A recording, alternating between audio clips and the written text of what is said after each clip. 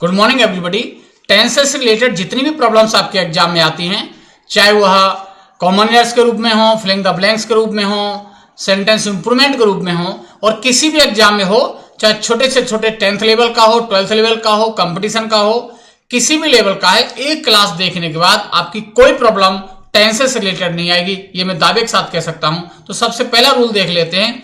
यदि कोई प्रश्नवाचक शब्द वाक्य के बीच में आया हो, आई मीन वह काम करता है वहां कंजक्शन का, और कंजक्शन का वो काम करेगा, तो वो पिछला जो क्लॉज बनेगा वो हमेशा साधारण बनेगा, प्रश्नवाचक नहीं बनेगा। साधारण प्रश्नवाचक वाक्यों का एक बेसिक अंतर आप समझ लेना। साधारण वाक्य अगर कोई है, असर्टिव कोई वाक्य है, तो आपको ध्यान रखना उसमें सब्जेक्ट प्लस वर्ब आएगी, और प्रश्नवाचक वाक्यों में क्या आएगा? वर्ब प्लस सब्जेक्ट, यानी वर्ब पहले आ जाएगी और सब्जेक्ट उसके बाद आ जाएगा।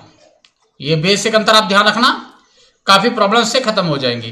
तो I don't know where does she live, तो वेयर यहां कंजक्शन का कार्य कर रहा है, कनेक्टर का काम कर रहा है, तो ये वाला वाक्य साधारण बनाना पड़ेगा।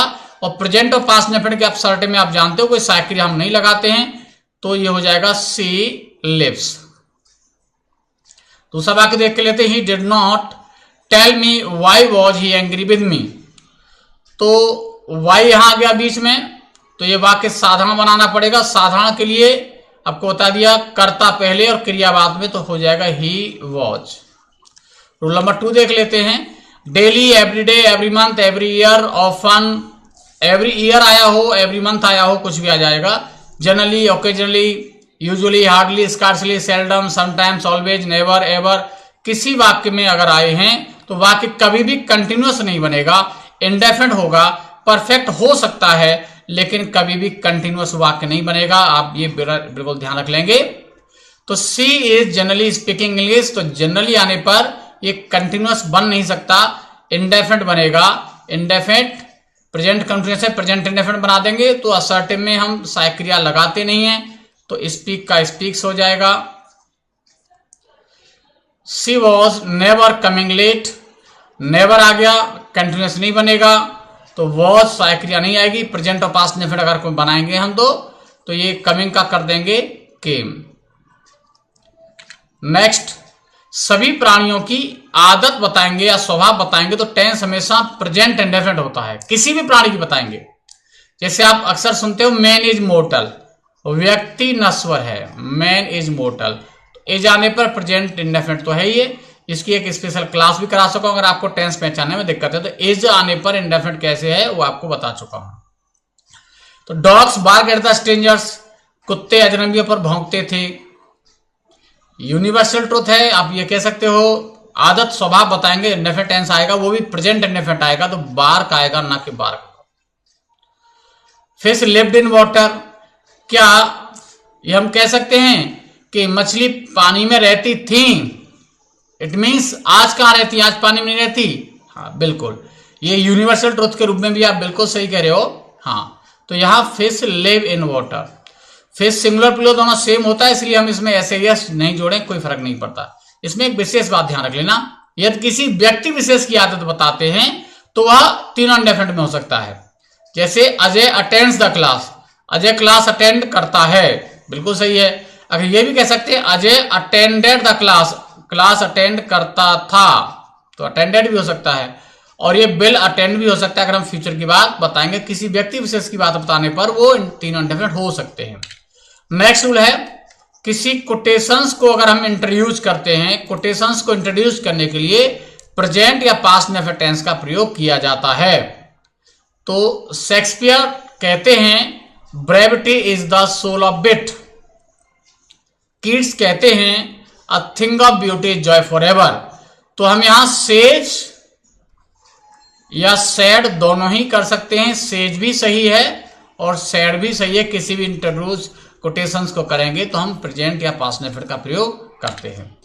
अगला बहुत ही इंपॉर्टेंट है, बहुत ही इंपॉर्टेंट है, ये कुछ एक क्रियाएं हैं, love, like, bond, base, desire, have, own, imagine, belong, forget, think, understand, consider, remember, see का अर्थ ध्यान रखना, यहां समझना होगा। सी के दो अर्थ होते हैं, सी का एक होता है देखना, और इसका एक अर्थ होता है समझना, जैसे OIC जहां होता है इसका समझना, देखना तो आप जनरली पढ़ते ही हो। Believe, remind, no, mind, think, mean आदि ऐसी कुछ क्रियाएं हैं जिन्हें हम कभी भी कंटिन्यूअस में यूज नहीं करते हैं। ये या तो इंडेफिनिट में यूज होंगी या परफेक्ट में यूज होंगी। जैसे she is belonging to a rich family, तो बिलोंग को हम कभी भी कंटिन्यूअस में यूज नहीं कर सकते। तो वाक्य कैसे सही होगा ये? तो सी बिलोंग्स इंडेफिनिट बना देंगे कोई सा भी, क्योंकि प्रेजेंट कंटिन्यूअस दे रखा है, प्रेजेंट इंडेफिनिट बना देंगे। I am liking the idea, Hindi में आप कह सकते हो आपको ठीक लग रहा है, मुझे विचार अच्छा लग रहा है, लेकिन ये क्रियाएं कभी कंटिन्यूअस में यूज नहीं होती, तो इसका हो जाएगा I like the idea. Next rule है अर्थमेटिक सम बताने के लिए यानी अंकगणितीय योग बताने के लिए हमेशा प्रेजेंट इंडेफिनिट टेंस का प्रयोग करते हैं। और एक बात ध्यान रखनी है, वर्ब हमेशा सिंगुलर आएगी। जैसे 4 and 4 आर मेकिंग इट, ये सभी जो एग्जाम्पल है मैंने वो डाले हैं जो अलग अलग कॉम्पिटिटिव एग्जाम्स में आए हैं। 4 and 4 आर मेकिंग इट, 4 और 4 8 होते हैं, कंटिन्यूअस नहीं बनेगा, इंडेफिनिट बनेगा और वह भी एक वचन आएगी, मेक्स इट। दूसरा है 5 times 5 will be 25, हिंदी में हो सकता है ठीक लगेगा, 5 गुणा 5 25 हो जाएंगे, हो सकता है, लेकिन अंग्रेजी के अपने नियम हैं, तो 5 times 5 is 25। लेकिन यह एक स्पेशल एग्जांपल ध्यान रखना है, अधिकांश किताबों में हम पढ़ते हैं और यह बात सही भी है, अंकगणितीय योग बताने के लिए वर्ब सिंगुलर आती है, लेकिन इस एक सेंटेंस को एज अ प्रोवर्ब यूज किया जाता है, टू एंड टू मेक 4। कई किताबों में लिखा मिलेगा मेक्स 4 भी ठीक है, लेकिन अगर आपके एग्जाम में दे रखा है तो आप मेक 4 को प्रेफर करना, कभी गलत आपका नहीं होगा, स्पेशल इस एक वाक्य में बस। अगला है जनरल ट्रुथ या यूनिवर्सल ट्रुथ बताने के लिए प्रेजेंट इंडेफिनिट टेंस का प्रयोग करते हैं, या भी हम लगभग बात कर भी रहे थे। जैसे सूर्य पूर्व में उगता है, तो ये हम प्रेजेंट इंडेफिनिट बनाएंगे, the sun rises in the east. पृथ्वी गोल है, पृथ्वी गोल थी नहीं कह सकते, गोल होगी ये भी नहीं कह सकते, पृथ्वी गोल है। अगला है बहुत इंपॉर्टेंट है, होप क्लॉज के बाद अगला जो उपवाक्य बनता है वो प्रेजेंट इंडेफिनिट में बनता है, लेकिन उसका जो मीनिंग निकलेगा वो हमेशा फ्यूचर में निकलेगा। जैसे मैं आशा करता हूं कि वह कॉलेज टॉप करेगी, करेगी आपको लगा है फ्यूचर में है, गागी के आया है, लेकिन बनाएंगे इसको हम प्रेजेंट में, तो tops. Next, fix schedule of time table बताने के लिए हमेशा प्रेजेंट इंडेफिनिट टेंस का प्रयोग किया जाता है। जैसे Taj express will come at 9 AM, Taj express 9 बजे आएगी, तो उसका फिक्स शेड्यूल है, आज पहली बार नहीं आ रही है, ये 9 बजे आती है, तो फिक्स शेड्यूल बताएंगे तो इंडेफिनिट टेंस का यूज करेंगे, वो भी प्रेजेंट इंडेफिनिट का। ठीक है, दूसरा example, schools dot dot dot in July, school जुलाई में दोबारा खुलेंगे। अब हिंदी में गागी के आ रहा है ना, लेकिन इससे मतलब नहीं है, फिक्स शेड्यूल बताएंगे, हमेशा प्रेजेंट इंडेफिनिट टेंस आएगा, तो स्कूल्स रीओपन, हर बार खुलते हैं, पहली बार थोड़ी खुलेंगे। नेक्स्ट है पहला उपवाक्य अगर पास्ट के किसी टेंस में है तो दूसरा उपवाक्य भी पास्ट में होना चाहिए। ये डायरेक्ट जब आप पढ़ते हो तो आप ध्यान करो, ये रिपोर्टिंग स्पीच प्रिंसिपल क्लॉज जब पास्ट में होता है तो रिपोर्टेड स्पीच का टेंस चेंज हो जाता है, इसीलिए टेंस चेंज होता है। तो सी रिप्लाइड पास्ट हो गया, तो अगला टेंस पास्ट में बनाना पड़ेगा, प्रेजेंट नहीं आएगा। सी डज नॉट नहीं आएगा, सी डिड नॉट आएगा, पास्ट बनाना पड़ेगा। As soon as he entered the class, जैसे उसने क्लास में प्रवेश किया विद्यार्थी खड़े हो गए, ये पास्ट है, तो अगला भी पास्ट बनाना पड़ेगा, स्टोर्ड। लेकिन इसके लिए एक नोट याद रखना है, एक ऐसी की कंडीशन भी है जहां पास्ट के बाद प्रेजेंट आता है। कब आता है? जब मोर देन वहां कनेक्टर का काम कर रहा होगा, यानी पास्ट के बाद अगर मोर देन से दूसरा क्लॉज जुड़ा होगा तो अगला वाक्य हमेशा प्रेजेंट इंडेफिनिट बनाएंगे। मोहित हेल्प्ड मी, मोहित ने मेरी सहायता की, मोर देन, अब मोर देन के बाद आगे प्रेजेंट इंडेफिनिट आएगा, ही हेल्प्स हिज फ्रेंड, ये नोट आपको याद रख लेना है। अगला बहुत इंपॉर्टेंट रूल है, कभी भी हम डबल फ्यूचर का प्रयोग नहीं करते। ध्यान होगा, आपने फ्यूचर परफेक्ट पढ़ा होगा, फ्यूचर परफेक्ट में देखा होगा कि फ्यूचर परफेक्ट के साथ एक प्रेजेंट इंडेफिनिट बनाया जाता है, वो इसी नियम की वजह से बनाया जाता है, डबल फ्यूचर का प्रयोग नहीं करेंगे।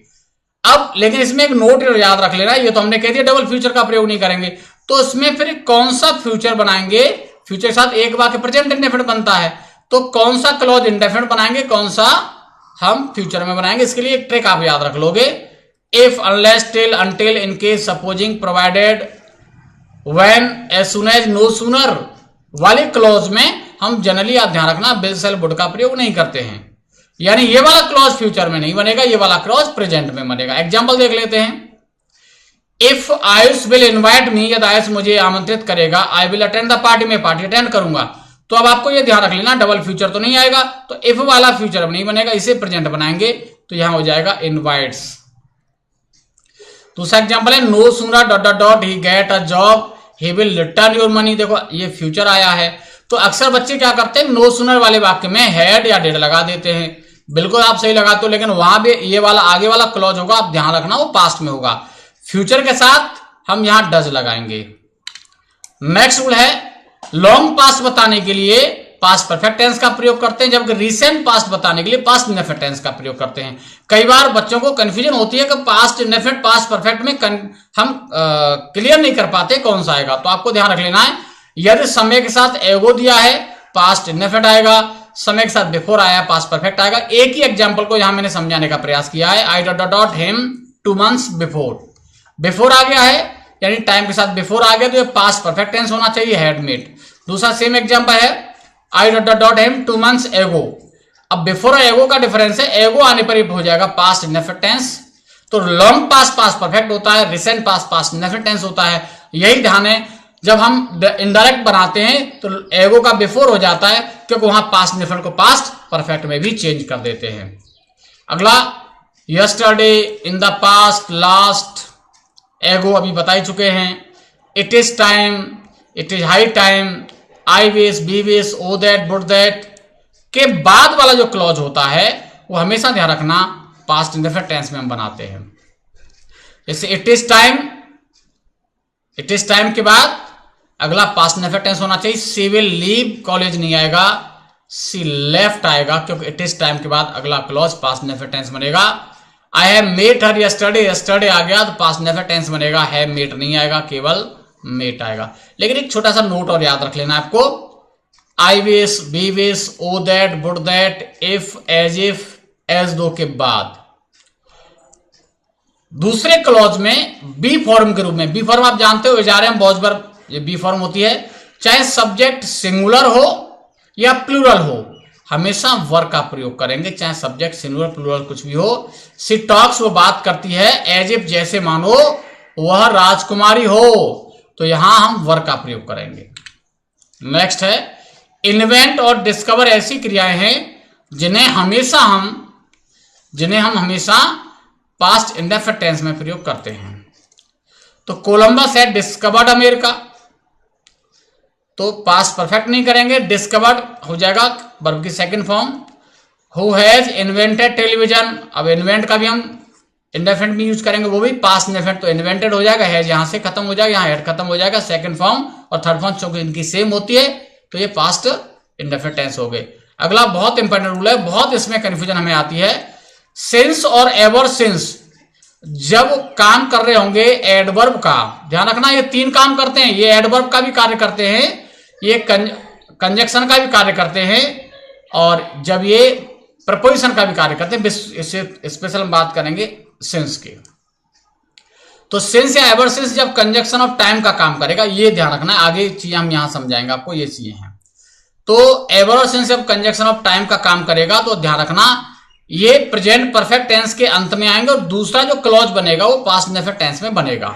जैसे एग्जांपल देख लेते हैं, she did not meet me since, अब ये कंजक्शन ऑफ टाइम का काम कर रहा है, शी लेफ्ट होम, तो कंजक्शन ऑफ टाइम का काम जब सिंस करेगा तो पिछला वाक्य पास्ट इंडेफिनिट टेंस सही है, ये वाला होना चाहिए प्रेजेंट परफेक्ट टेंस। तो डिड नॉट मीट नहीं आएगा, ये आएगा हैज नॉट मेट। अगला, I read it 10 years ago, ठीक है, I have remembered it ever since. अब देखो एवर सिंस वाला क्लॉज जानबूझ के आपको कंफ्यूज करने के लिए पीछे ले गया है, क्योंकि यहां कोमा लगा दिया है। जो एवर सिंस वाला वाक्य प्रेजेंट परफेक्ट में है तो सही है, दूसरा पास्ट इंडेफिनिट है वो भी सही है। अब ये बात थोड़ा समझ लेते हैं, जब सिंस काम करता है कंजक्शन ऑफ टाइम का एग्जांपल पहले बता चुके हैं, तो ये आपका कंडीशन आ जाएगा। दूसरा, सिंस जब प्रपोजिशन का कार्य करता है तो आपने देखा होगा, आप कहते हो निश्चित समय के साथ, मैं कहता हूं उसे बिगिनिंग टाइम दिया होगा, वहां सेंस का प्रयोग करेंगे। यहां ये कंजक्शन का कार्य नहीं कर रहा, यहां ये प्रपोजिशन का कार्य कर रहा है। एक एग्जांपल और देख लेते हैं। सिंस जब कंजक्शन ऑफ रीजन का कार्य करेगा तो बाकी के आरंभ में आएगा, इसका अर्थ होगा चूंकि। चूंकि तुम धनी हो इसलिए तुम कार खरीद सकते हो। Next, it is plus duration of time दिया होगा, तो सिंस जहां कंजक्शन का कार्य करेगा तो अगला वाक्य पास्ट इंडेफिनिट हो सकता है या प्रेजेंट परफेक्ट हो सकता है। इट इज 10 years, 10 साल हो गए जब मैं उससे मिला। तो यहां यह भी सही है और यह भी सही, यानी प्रेजेंट परफेक्ट भी हो सकता है, पास्ट इंडेफिनिट भी हो सकता है, इसलिए हमारा करेक्ट आंसर हो गया डी। ठीक है। अगर option A both A and B वाला ना दे रखा होता तो आप ध्यान रख लेना, आप प्रेजेंट परफेक्ट को प्रेफर करेंगे पास्ट इंडेफिनिट टेंस में। अगला नियम, tomorrow, soon, shortly, next day, following day, by January, by February, by March, why next day, जो भी अगर समय आ जाता है वाई के साथ तो वो वाक्य होना चाहिए हमेशा फ्यूचर में, और मैक्सिमम फ्यूचर इंडेफिनिट टेंस का प्रयोग करते हैं। ही केम हियर टुमारो, तो टुमारो आने पर ये केम पास्ट इंडेफिनिट टेंस नहीं होगा, प्रेजेंट परफेक्ट सॉरी फ्यूचर होगा, तो बिल कम हो जाएगा।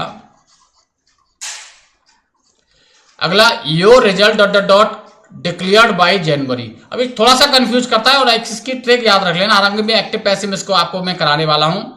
यदि किसी वाक्य का कर्ता कोई निर्जीव है, समझ लेना बात को, तो मैक्सिमम ये ध्यान रख लेना, 99% ये ध्यान रख लेना, वो वाला वाक्य जो होगा वो पैसिव वॉइस में है, क्योंकि अधिकांश जो क्रिया बनी है उनका कर्ता कोई व्यक्ति होता है। तो योर रिजल्ट आया यहां, इसका मतलब पैसिव वॉइस है, तो बिल भी डिक्लेयर आ जाएगा। बिल डिक्लेयर नहीं होगा क्योंकि यह किसी के द्वारा डिक्लेयर किया जाएगा, वो कहां पे कर्ता छुपा हुआ है बाई करके। Next, now, in these days, now days, at present, at this time, at this moment, presently. आज अगर आते हैं तो वाक्य हमेशा प्रेजेंट कंटिन्यूअस टेंस होगा, ध्यान रख लेना। ये एडवर्ब अगर आते हैं तो वाक्य प्रेजेंट कंटिन्यूअस होगा। तो at this times he lives in Delhi, ये बिल्कुल गलत हो गया क्योंकि ये कंटिन्यूअस होना चाहिए, तो ही इज लिविंग आएगा। नेक्स्ट रूल है दोज डेज, वहां देखो ध्यान रखना, वहां दीज डेज था, दोज डेज आ गया, वहां एट दिस टाइम था, यहां एट दैट टाइम आ गया, एट दैट डे आ गया। ये अगर आते हैं तो वाक्य पास्ट कंटिन्यूअस हो जाएगा, तो यहां सीज कुकिंग नहीं आएगा, सी वॉज कुकिंग आएगा। नेक्स्ट, बैकग्राउंड इवेंट बताने के लिए हमेशा ध्यान रख लेना, प्रेजेंट कंटिन्यूअस टेंस का प्रयोग करते हैं, और दूसरा जो क्लॉज होता है वो हमेशा पास्ट इंडेफिनिट टेंस में होता है। The peon dot dot dot ringing the bell when I reached, हाँ, तो ये थोड़ा टाइपिंग मिस्टेक रह गया है मुझसे। तो चपरासी घंटी बजा रहा था जब मैं कॉलेज पहुंचा, तो वॉज रिंगिंग आएगा। नेक्स्ट है, इसका एक एग्जांपल आप और भी देख सकते हो, सॉरी मैं दोबारा बता देता हूं आपको। अक्सर एक एग्जांपल आपने पढ़ा होगा, जब मैंने देखा वह बस के पीछे दौड़ रहा था, तो when I saw he was running to catch bus, तो ये एग्जांपल भी आप ध्यान रख सकते हो। अगला है, दिनों दिन उन्नति और अवनति बताने के लिए कंपैरेटिव डिग्री के साथ, ध्यान रखना कंपैरेटिव डिग्री के साथ गेट ग्रो बिकम को हम कंटिन्यूअस टेंस में प्रयोग करते हैं। वैसे गेट ग्रो बिकम इंडेफिनिट में आते हैं, कभी कंटिन्यूअस में हम यूज नहीं करते, लेकिन वहां ध्यान रखना कंपैरेटिव डिग्री के साथ ये हम कंटिन्यूअस में यूज करेंगे। जैसे I grow older day by day, दिन प्रतिदिन में बूढ़ा होता जा रहा हूं, तो यहां ओल्डर आ गया, कंपैरेटिव डिग्री है, तो यहां पर कंटिन्यूअस आ जाएगा, आई एम ग्रोइंग। कंटिन्यूअस कोई भी हो सकता है, प्रेजेंट पास्ट फ्यूचर। अगला, एक ही समय पर अपेक्षाकृत दो विपरीत कार्य बताने के लिए हम वाइल से अगर दो वाक्य जोड़ते हैं तो दोनों वाक्य कंटिन्यूअस में होते हैं, दोनों सेम कंटिन्यूअस होते हैं। अगर एक जो क्लॉज है वो प्रेजेंट कंटिन्यूअस में, तो दूसरा क्लॉज भी प्रेजेंट कंटिन्यूअस में ही होगा। एक क्लॉज पास्ट कंटिन्यूअस, दूसरा भी पास्ट कंटिन्यूअस में होगा। मैं पढ़ा रहा हूं, I am teaching while Neha dozes, Neha झपकी ले रही है, नींद ले रही है, तो यहां डोजेज नहीं आएगा, वहां आएगा इज डजिंग। नेक्स्ट है this evening, at this time tomorrow, at this time next day. आज का प्रयोग फ्यूचर कंटिन्यूअस टेंस में करते हैं।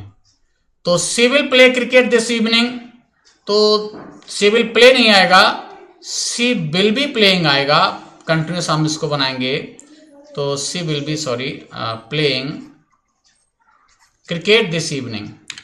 नेक्स्ट है, बहुत इंपॉर्टेंट है, बहुत प्रॉब्लम्स की आती हैं, yet, just, lately, recently, up to now, up to present, so far, by far, during last few days, during last few weeks, few years. आज का प्रयोग प्रेजेंट परफेक्ट टेंस में हम करते हैं। और एक चीज ध्यान रख लेना, जो अप टू नाउ है, यट है, लेटली है, आज का प्रयोग हमेशा ध्यान रख लेना वाक्य नेगेटिव होना चाहिए, इंटरगेटिव होना चाहिए, कभी अफर्मेटिव नहीं होता, इस पर स्पेशल ध्यान रख लेना। यट है, ठीक है, अप टू नाउ है, up to now, lately etcetera. तो जैसे he did not invite me up to now, उसने मुझे अब तक आमंत्रित नहीं किया है, तो प्रेजेंट परफेक्ट होना चाहिए, तो डिड नॉट इनवाइट नहीं आएगा बच्चों, क्या आएगा, has not invited, has not invited. दूसरा, didn't you do your homework yet, yet आने पर प्रेजेंट परफेक्ट टेंस होना चाहिए, तो डिड और डू नहीं आएगा, ये आ जाएगा हैव यू नॉट डन। उम्मीद करता हूं क्लास पसंद आ रही है, और लास्ट के 2 रूल और बहुत अच्छे से समझ लेंगे हम। ऑलरेडी का प्रयोग हमेशा परफेक्ट टेंस में करेंगे, कोई भी परफेक्ट हो सकता है, present perfect, past perfect, future perfect, लेकिन कंडीशन ध्यान रखनी है, उस सेंटेंस हमेशा अफर्मेटिव होगा। जैसे यट में नेगेटिव इंटरगेटिव होता है, यहां वाक्य हमेशा अफर्मेटिव होगा। जैसे she has not already completed her work, हमें लगेगा कि ऑलरेडी परफेक्ट में आया, सही है, लेकिन यहां नॉट नहीं आएगा, क्योंकि ऑलरेडी कभी भी नेगेटिव सेंटेंस में यूज नहीं करते हैं। दूसरा एग्जांपल, सी ऑलरेडी कुक्ड फूड, अब ऑलरेडी आ गया, कुक्ड पास्ट नेफर टेंस हो गया, तो क्या होना चाहिए, परफेक्ट होना चाहिए। तो यहां तो या तो हैज लगा दो या हैड लगा दो, पास्ट परफेक्ट बना दो या प्रेजेंट परफेक्ट बना दो, क्योंकि आगे तो सेकंड थर्ड फॉर्म सेम हो ही जाएगी, कुक्ड। अगला नियम है, बहुत इंपॉर्टेंट है ये भी, past perfect plus before past नेफर टेंस, यानी आफ्टर बिफोर से जब 2 वाक्य जुड़े होते हैं, ध्यान रख लेना है। अगर बिफोर वहां कंजक्शन का कार्य कर रहा है, तो पहला वाक्य पास्ट परफेक्ट होगा, दूसरा वाक्य पास्ट नेफर टेंस होगा। तो पेशेंट डायड नहीं आएगा बच्चों, पास्ट परफेक्ट में हैड डायड हो जाएगा।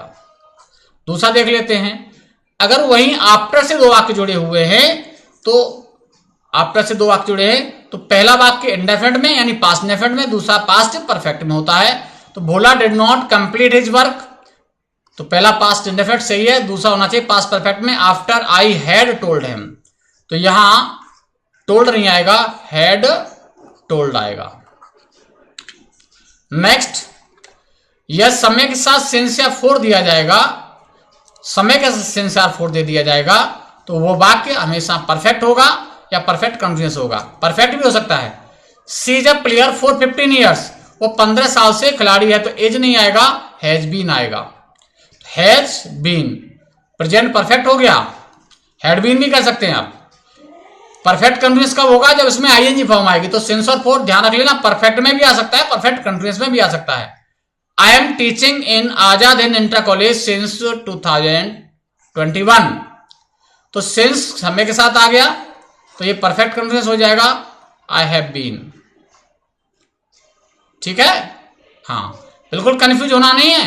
कंटिन्यूअस में समय नहीं दिया जाता, अगर वो कहते हैं वह पढ़ा रहा है, कंटिन्यूअस हो गया, वो सुबह से पढ़ा रहा है, परफेक्ट कंटिन्यूअस हो गया। और एक नोट और याद रख लेना, कभी कभी फोर के स्थान पर, परफेक्ट और परफेक्ट कंटिन्यूअस फोर के स्थान पर मोर देन का प्रयोग भी कर देते हैं, आपको कंफ्यूज करने के लिए। जैसे एक एग्जाम्पल दे रखा है, आई am teaching here more than 5 years, तो फोर के स्थान पर यहां आ गया है मोर देन, यानी मैं कह सकता हूं 5 साल से ज्यादा हो गया मुझे यहां पढ़ाते हुए। तो कंफ्यूज मत होना कि सिंस और फोर आने पर ही हम देखेंगे, तो वहां कई बार आपको कंफ्यूज करने के लिए मोर देन भी दे सकता है, तो कंडीशन वही है। तो I have been teaching here more than 5 years, उम्मीद करता हूं क्लास पसंद आई होगी। क्लास को लाइक कर देना, अधिक से अधिक शेयर कर देना, और जो पहली बार इस चैनल पे आए हो चैनल को सब्सक्राइब कर लेना ताकि लेटेस्ट वीडियो लाइव क्लास का नोटिफिकेशन आप तक पहुंचता रहे। Thanks for watching.